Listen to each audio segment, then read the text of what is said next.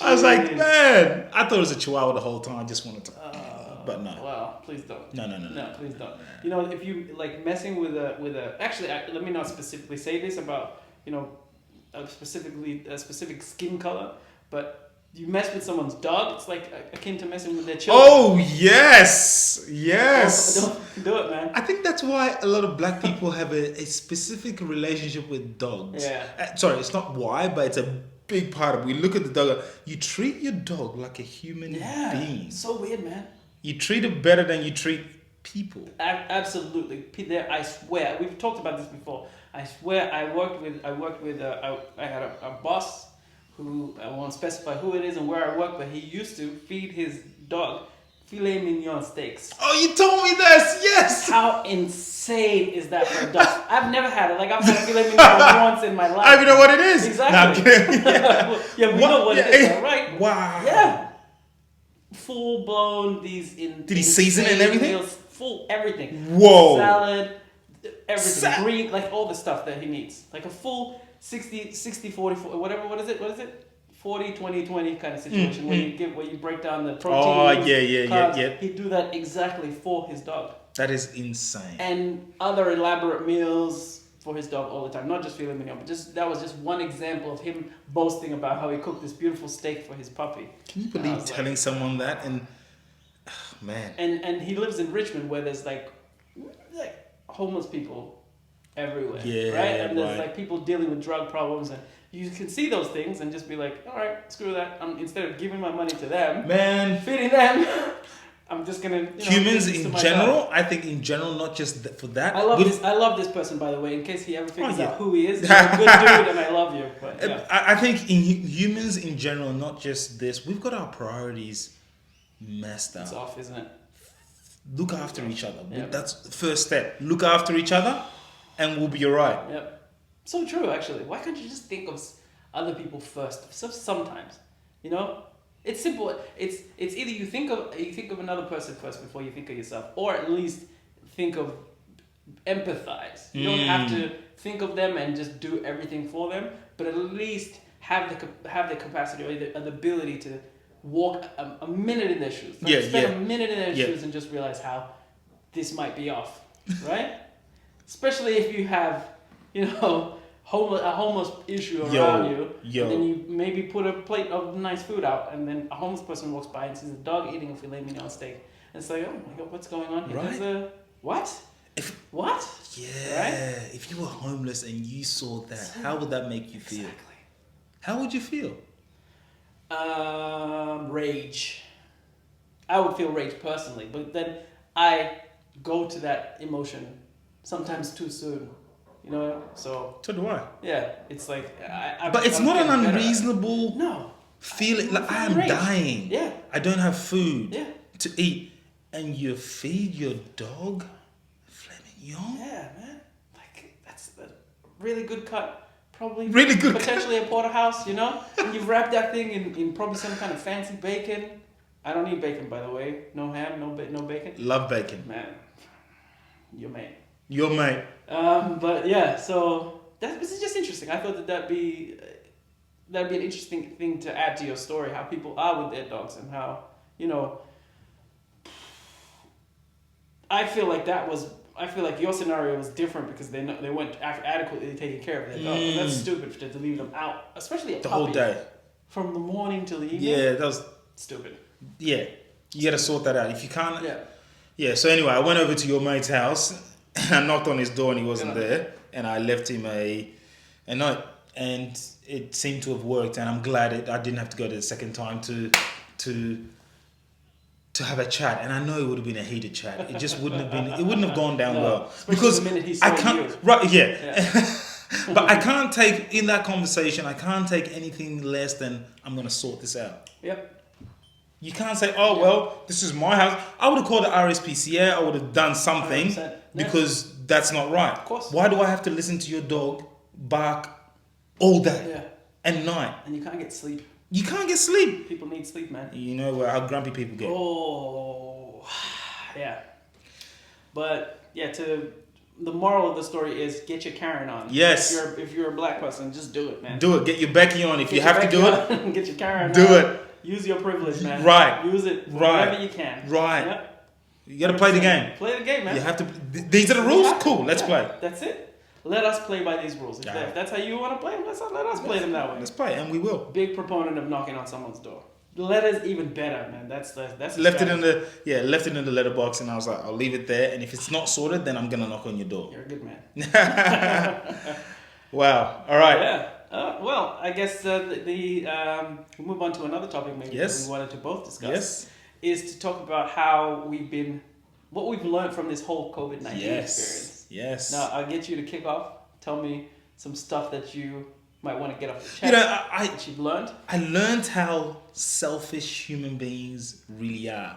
You know, when it first kicked off, the whole toilet paper situation, the hand sanitizer, it was gone. Like all we had to do was take the amount of toilet paper you need, just as per usual, and we wouldn't have had an issue. Yep. We manufacture toilet paper in this country. That's right. So we're good. Lots of it too. Heaps of it. We're good. Yeah. People were just hoarding it, and the shopping centers were allowing people. If someone comes in and they have a trolley or 3 trolleys full of toilet paper, why are you allowing them to take it?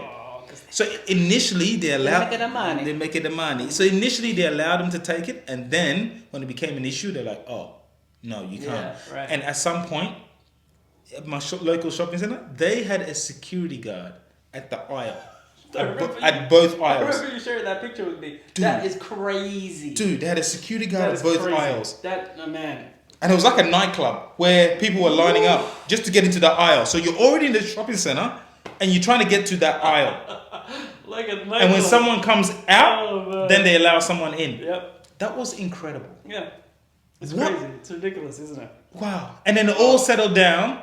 People were throwing punches at each other. Women were fighting. Remember that couple? I think it was in Sydney. That woman, was it in Sydney? Yeah, I think so. The woman and her mother who were beating on that. Beating on her. Because she was saying, just give me one roll. Just one. Just one big, Whoa. That's crazy. Whoa. I couldn't believe it. Yeah. And also just why would you be so a lot of people don't have, not everyone lives within a certain, not everyone lives with money, doesn't make money, doesn't have the means to do certain things. So there are certain types of food that are created to help people who don't have the adequate kitchen space and everything and whatever, to help prepare, to have meals that they can prepare that are really easy. The canned food thing, that's really canned food. Why did people just jack up all the canned food and the noodles and stuff like that? That kind of food is meant for people who are incapable of cooking. That's what it is, who don't know how to cook. Or even if you're rich and you don't know how to cook, at least you have the ability to buy canned food and not have to stress about your next meal. But the fact that people hoarded all the canned food, and now they're sitting on metric tons of canned food, and they're probably just going to continue to hoard it. Why not just give that away now that you know that this is not a problem? That goes to your selfishness. If you have 100 cans of canned spaghetti, and you know that the stores are fine to continue to stock that, give it away. Give it away now. Why are you holding on to it? I hope you choke on it. I hope you choke on that SpaghettiOs, bro. Real talk. Sorry. So tell me, what did you learn? Man, outside of the fact that I feel like people... We'll go back and forth. Yeah, no, outside of the fact that selfishness was a big thing for me, but I think that it goes along with the selfishness, the snitching on other people. Snitching, man. Man! I learned people are quick to snitch. Whoa. Wow, they're quick to snitch. Hard. Like that couple who came back... Even if it doesn't have anything to do with them. No, exactly. But just the fact that that couple came back from Aspen... who lived in Mornington, or they had their house in Mornington. I didn't know this one. And then the neighbors snitched on them from coming back into that region. So the woman who, I think she dropped her husband to the hospital, to the doctor, and they literally called the cops on that woman because of the potential that she had COVID, or she had COVID, and she left the house to take her husband to the doctor, right? And they snitched on her. Okay, is it that they didn't know where she was going and they're like, wait a minute. Does it matter? Does it matter? Does it matter? Why are you so concerned? And I get that the government didn't do a fantastic job initially of communicating the effects, but they didn't know Nobody everything. knew. We still don't know. Right. We still don't know how serious this disease is or what it's. We're guessing. Yeah, exactly. But and actually, I think in certain scenarios we've overestimated. But the snitching, though. The snitching. The snitching, man. Snitches. Serious. Like if you just have a couple friends over, one of our. Sorry, I don't. If he ever listens to this podcast, but one of a friend of ours who had a little shindig. I think he had about 10 or 12 people at his home. Everyone got fined. This was last week. His neighbor snitched on him, so everyone at that party got fined $1,600. Snitching ass because they didn't get an invite. I guarantee you invited them. They'd be like, whatever, it's fine, you know. How's your relationship with them afterwards? Destroyed. I couldn't live in the Did they know it was the neighbors? Well, yes. How? Because unless the police were patrolling and looking into his home, or they knew somehow by picking up from social media what's happening, how would they know? How would they know? He lives in like Point Cook or like a bit further out. You don't have the same amount of police patrolling like we do here. Yo. Right? The snitching shocked me. That's brutal. Yeah, people just don't give a crap. And the last thing you need is a $1,600 fine in this economy. Oh, especially when if you can't work. Yeah, when you can't even work. You don't even, yeah. That's brutal. If someone snitched So on everyone me, got 1,600? everyone got I $1,600 think fine. I would have to. You agree? You like it? No. I would get my revenge one way or the Oh other. man, $1,600. That's a lot. That's a lot. Look, I might not be right, and obviously in Victoria right now, the cases are going up just a little bit. I think it's due to the fact that it's just families. They know each other, so it's not like people are doing the wrong thing. I think the families are kind of people who are throwing parties at homes, having dinners, and and that's fine. That's okay. It's not. Not the protests. Let's be clear. It wasn't the protest. There were a couple. But it's not the protest hasn't caused. But those people having the shindings, if they get it, they take it out though, don't they? Yeah, that's true. That's the only thing. They take it out. Yeah. But I guess have a chat with your neighbor. First of all. Let them know. It's like at work. I've had this so many times in the way I've witnessed it as well. When someone has an issue with what you're doing, or they don't just come and talk to me, or go talk to the person that you've got an issue with. Yeah. Don't go straight to their boss. I hate people that do that. They're the worst. I hate people that do that, man. They're the introverts. Yeah, that's true. They're the introverts. They can't have that hard conversation with you, so they go, fuck it. Don't give them an excuse. They're fucking losers. Those people are the worst. I don't want to even. Introverts don't even deserve that. They're probably not Those guys are introverts. losers. They're the worst. They're just terrible. They're the scum of the office space. They're the worst. Anybody who's too chicken to not walk up to me about an issue, I don't have time for. Another thing that I've learned from this is, listen, we've been self-isolation. We've been doing that we did it for 2 months or so. Yep. Please, now that we've stopped isolating, continue to self-isolate from dumb, stupid, and ignorant people. Yeah. Continue that. Yeah. It's good for your health. 100%. It's good. It's really good that we've been able to kind of stay away from people. Yep. Now that you're reintroducing yourself to the world again, don't go straight back to those horrendous, and I hate using this word, toxic people. Yes. Stay away from them for your own health. Yeah. You won't get. Very true, man. It's so important, man. This is I actually didn't even think about that. Reduce your friend. It's the perfect time to do that. Perfect. Oh, I'm not saying you're alone. Just reduce your friends and then start adding them. It's like if someone's got a dietary issue. Yep. They take everything out. They say stop eating this, stop eating that, and then they start reintroducing food. Yeah. Especially if someone's allergic to something. Right. That's what you do. Yep. Same thing. I'm allergic to this personality type. Correct. Get them out. I'm allergic to gossiping, fighting, aggressive, whatever it might be. Take them out of your life. This is your opportunity. It's easy let me just point this out. It's very easy for us as men to do that. Men are very good at just disconnecting themselves. It's true. Really, it's true. We can drop a friend we've known for 20 years and just be like, oh yeah, cool, whatever. It's been real, son. We had a good time. That's bad though. That's pretty bad. But yeah, no, you're right. But women, they have this intricate way of managing their relationships where they have one friend who's the drama friend, and they tap into that friend when they have, and then one friend they need a bit gossips. of everything. They have the 7 friends for the 7 emotions. You know what I mean? And we don't do that. We're just dudes. Not all those emotions are gonna help you. Not at all. That's true. So that's true. Yeah. Some of them will. So of course, It's good to be I'm able saying to not bitch to all of somebody them. that Absolutely. you know you can bitch with. What else have you learned? I've learned that certain institutions are doing the right thing by people.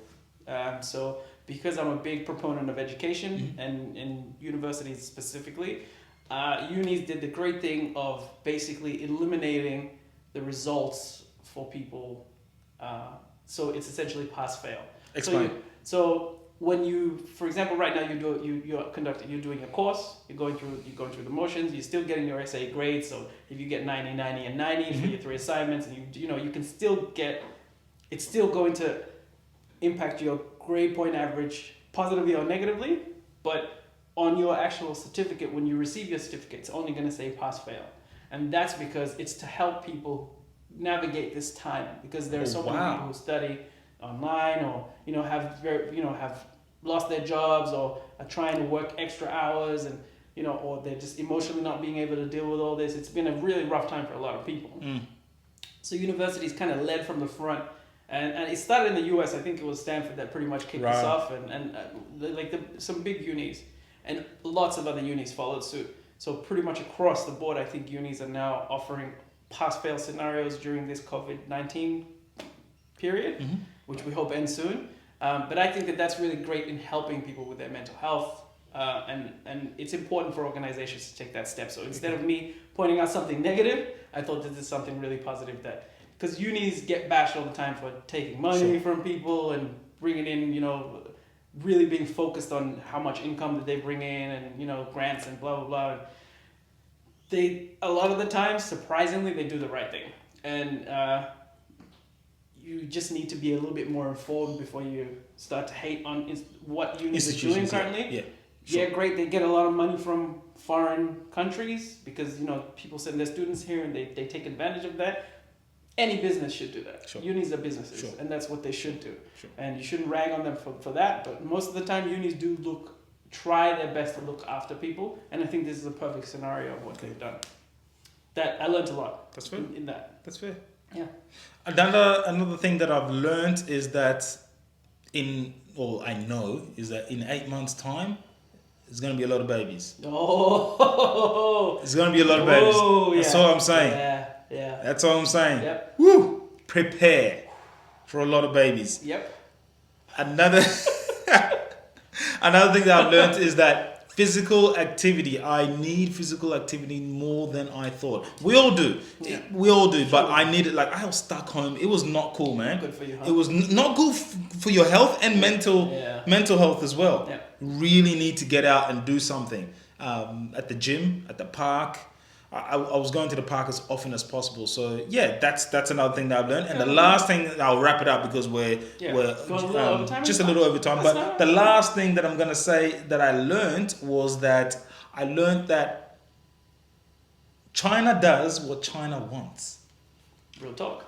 Because Real talk. right now what we're trying to do. The smartest thing for us to do is investigate how this all came about with the coronavirus.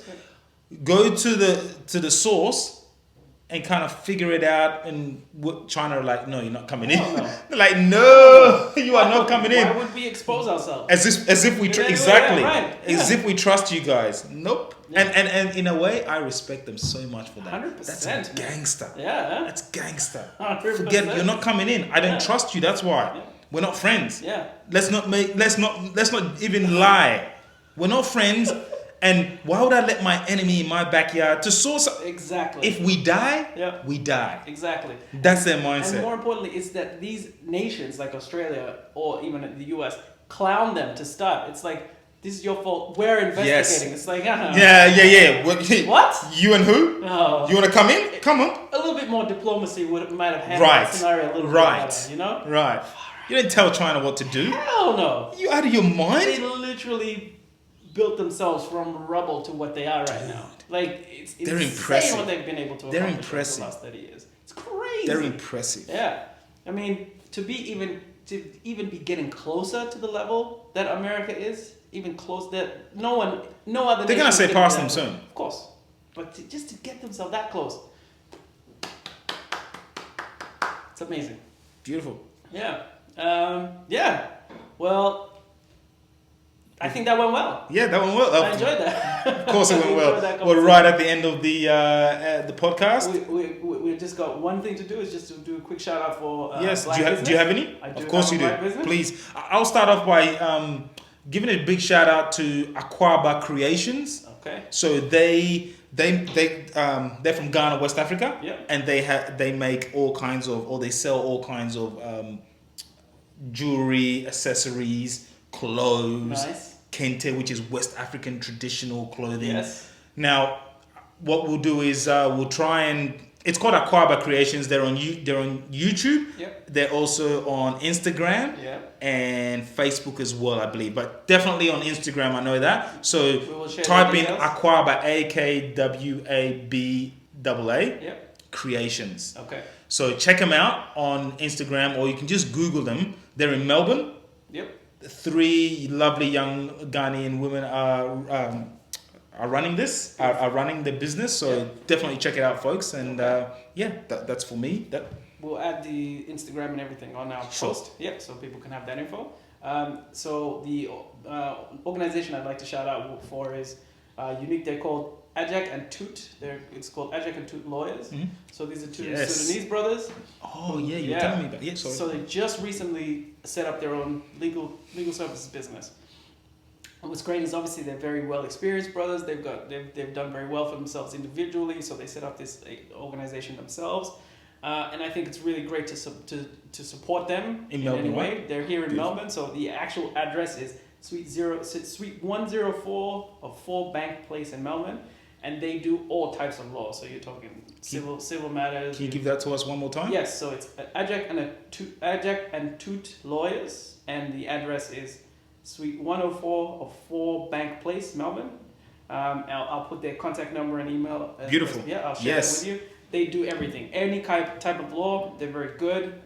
Based on the feedback on LinkedIn that I've seen and on various websites, lots of legal professionals from an expansive network have said very positive things about these guys. Beautiful. And I think that there's good room for them to succeed. So if you have any legal matters, brothers and sisters out there, whether you're black, white, Asian, come and support them. I think it's going to be fantastic. Yeah. Perfect. That's it. That's the second episode of Your Mate. Thanks for joining us, my friend. See you next time. See you next time.